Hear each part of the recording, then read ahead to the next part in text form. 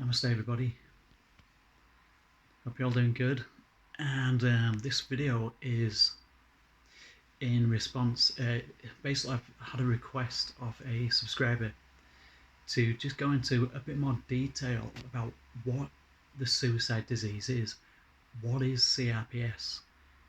What is CRPS? What is the disease? How does it work? What is its mechanisms of function? What do we know about this disease so far? Okay, so I'm going to do as much as I can in 15-16 minutes to cover this as best that I can, and I would encourage anybody who does want to know more about my journey with CRPS to check out the playlist called Surviving the Suicide Disease. I've got quite a few videos uploaded now, and there's lots of different experiences I've had, lots of secondary diseases. I'm not going to go into the secondary diseases on this video, purely CRPS as a whole. Okay, although I may give the secondary diseases a quick mention. I won't go into any detail though. Complex regional pain syndrome is a highly complex disease. It's an autoimmune disease which affects your immune system, so it's autoimmune, and it also affects your nervous system in an autoimmune way. CRPS, complex regional pain syndrome type 1, is usually where you haven't had so much of a badly broken ankle or anything like that. You might have only just slightly sprained it, or you might have only just had there was a story of a seamstress who just caught the needle through her arm. She stuck the needle through her arm, and then 2 years later she was in a wheelchair in excruciating pain. This is a crazy disease, and this is going to take some doing in 15-16 minutes to explain, so I better crack on. Complex regional pain syndrome comes in two main types, type 1 and type 2. Type 1 is usually when you either have had a very minor injury but haven't severed any nerves, or not many, or you haven't had an injury at all but you've had a major trauma, like something's frightened the daylights out of you and traumatized you. People have got it through blood tests, believe it or not, just because they've been petrified of needles. People have had it through having a tooth out. This is what people call RSD, although RSD is the original name that the Americans called it.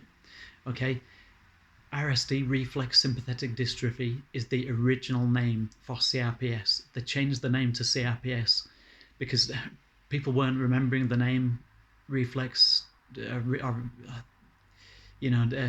dystrophy. It's a quite complex name, and it didn't quite describe the disease well enough. So they changed the name to complex regional pain syndrome, which still, in my opinion, does not describe this disease well enough. It doesn't come anywhere close, because it isn't just a pain disorder. It's a disease. It's an actual disease which affects your sympathetic nervous system, your glial cells, your central nervous system, and your peripheral nervous system, as well as your bones, your joints, your blood vessels, your veins, your cardiovascular system, your hearing, your eyesight, your digestive system, your bowels, your bladder. It affects your skin and your flesh. This affects pretty much every part of your body. So I think the name still needs changing to something far more accurate, in my opinion. Complex regional pain syndrome. It begins in the initial onset phase or stage. That can last anywhere between 3 and 9 months. After that, so the initial onset stage or phase is when you have intermittent pain coming and going for weeks at a time, which is far, far worse. This is the key: far, far worse pain than the original injury whatever that was. In my case, it was a broken ankle. I broke my ankle really badly almost 14 years ago. It was a trimalleola, smashed it to pieces, and I dislocated it really, really badly, 90-degree rotational dislocation, and it was a compound fracture, so the bones were sticking through the skin. I went for the surgery, and then when I woke up, the surgeon said it's equivalent to having your ankle axed off or guillotined off and then stitched back together. The extent of the trauma. He said he got extensive nerve damage, muscular damage, tissue damage, tendon damage, and ligament damage. And he told me there and then, you will never be the same again, and this will greatly, drastically affect you in later life. You still will be surprised if you're walking in later life. Which, of course, I didn't listen to that being young. I was only 30 when I broke my leg. I didn't listen to it. I didn't believe it. And sure enough, I got walking again. But then within months, a few months of physio, I got my first flare. Back then, I didn't know what CRPS was. None of my doctors knew what it was. I was misdiagnosed and mistreated for over 10 years, over 11 years. It was only recently, in the last few years, that I've been to see some specialists, some consultants, and some experts in the field. Not just one, 3 separate experts, consultants, CRPS, and the #1 ankle surgeon of the UK in a private hospital. He was the first to diagnose me, Mr. Matt Welk, Royal Orthopaedics Hospital near London in Marsden. He immediately said, I've seen this before, it's complex regional pain syndrome. He said, you need to go back and do some research on it. He said, it's a terrible, terrible disease. There's no cure for it. There's no treatment for it. You're pretty much on your own. He said, you just have to cope as best that you can. And he said, God, I'm so sorry. And I didn't know why he was being so sorry and so apologetic until I got home and started researching it. Okay, and then I found that it's called the suicide disease all over the internet, and many of the doctors call it the suicide disease.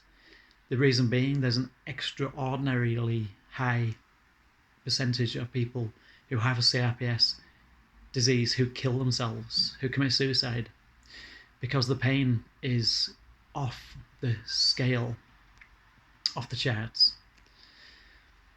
The pain score, if you check out the McGill Pain Score Indicator, NHS, just Google that. The McGill Pain Score Indicator, CRPS, NHS, and it will come up. CRPS is the most painful condition, disease, a human being can possibly acquire. It is far more painful than childbirth and far more painful than having a limb amputated without any anaesthetic. But this pain lasts for years and years and years and years. I've had this for over a decade now, and although it has gone into remission a few times for a few months, even a year or so at a time, it's always come back with vengeance. So so to go back to the pain score, childbirth is at 32. A childbirth that's gone terribly wrong with no training is at 35. Amputation of a limb with phantom limb pain, persevering for many, many years after, is at 40. CRPS type 1 begins at 42. CRPS type 2, which is what I've been diagnosed with in the chronic phase, starts at 47 and goes up to 50 out of 50. It's the highest pain, higher than human torture. Just to put things into perspective, that's how high the pain is. And just when you think you've gotten used to the pain level, it hits you with something like you would not even believe. I can promise you, you cannot get used to this pain. There's no way. It's absolutely physically impossible, mentally impossible, and emotionally impossible to get used to this pain level, because it keeps changing, it keeps raising, it keeps upping its game. So type 1, so type 1. I'm type 2. Let's just keep on with type 2 because I'm running out of time. There's no known cure, there's no treatment, there's no therapy. there's absolutely no painkiller that can even come close to helping with this. Although very powerful opioid painkillers such as dihydrocodeine and morphine take the edge off a little bit. You barely notice, to be honest. So I was in the initial onset stage for about 9 months, 10 months. And then I noticed something changed. I noticed that instead of just a few weeks at a time, I was struck with flares. They're called CRPS flares. These attacks that you get, and they were lasting months. So like 4, 5, 6, even up to 8 months at a time, where I was laid up with my leg raised up on 3 or 4 pillows, with my ankle looking like a bright, fiery red colour, sometimes changing to a slightly bluey colour, toenails going slightly blue, and tremendous amounts of swelling, inflammation. And it was affecting more than just my ankle. It was now affecting my toes, my foot, my ankle, my lower leg, and even halfway up my shin. And it was even affecting my knee at times. But still on the same leg. It hadn't travelled anywhere at this time. Now that was the beginning of the acute phase. The acute phase usually lasts from 1 year, 12 months, to about 8 years. Okay, now the acute phase gets worse and worse and worse. And then you hit the chronic phase. I was diagnosed with the chronic phase a couple of years, 2.5 years ago, 3 years ago, and type 2. So it's the worst possible case scenario. I noticed that my ankle was doubling, if not tripling in size for 8 to 12 months at a time. But then it was easing off, and I was going into what's called remission, a remission period for a few months where I could walk with crutches. Even at times without crutches. There was a few months at a time where I could walk without crutches. It hurt every single day. Like a very, very bad sprained ankle / hairline fracture ankle. And foot. It felt like my foot was broken as well, and my toes. But I persisted, and I took the painkillers, and I kept trying to walk, not knowing that I didn't know that I had CRPS back then. I only knew that I had CRPS when, during the lockdowns, I was laid up for 2.5 years. I got the odd days where I could get out, maybe 1 day in 2 weeks, where I could get out on the crutches and just walk just down the bottom of my street and back. But my God, did I pay for that. I stopped doing that fairly soon. I learnt my lesson. Then they had to, social services had to deliver a hospital bed to my flat. And a Zimmer frame. Couldn't use crutches anymore because my wrist gave way. They buckled. And then I started getting CRPS on the wrists and my hands. I didn't know that it could spread back then. I do now. Then I noticed I was getting CRPS in my left leg and ankle and foot as well. It was going on the mottled colour. I've taken loads of videos, loads of pictures of this. And this happened a few dozen times, like 30, 40 times. It hasn't happened recently. The last time it happened was a couple of months ago. 1.5 months ago. And I noticed that the other leg felt, the quote-unquote good leg, felt like the bad leg. Not as bad, but it was the initial onset of the acute phase. Now we're coming up to 15 minutes. I don't know how to tell you about this. There is no cure. There's no treatment. There's nothing that they can even recommend apart from elevating your leg. But how long can you elevate your leg for when you've got a bad back, when you've got 2 discs bulging in your back, giving you horrendous pain? Laying down like this gives me horrendous pain. And I'm in a wheelchair for the rest of the time, but I haven't been able to sit in my wheelchair for 8 days because every time I put my foot down, it goes black and double the size and hurts like a mother, you know what. Excruciating. beyond excruciating. So I'm juggling at the moment between laying down for as long as I can with a bad back and then getting sciatica down my good leg and my pain radiating through my body from my spine from being laid down for so long, to jumping onto my wheelchair or sitting on the end of my bed to give my back a break, right? But then within 2 minutes, 30 seconds to 2 minutes, my right ankle and foot and leg and toes are double the size and blue, black. Eventually, after 5-10 minutes, foot turns completely black. I mean black. None of my doctors know what to say, what to do. They've pretty much said to me, there's no point calling. The hospitals have said, there's no point calling an ambulance anymore because the ambulance drivers can't treat you.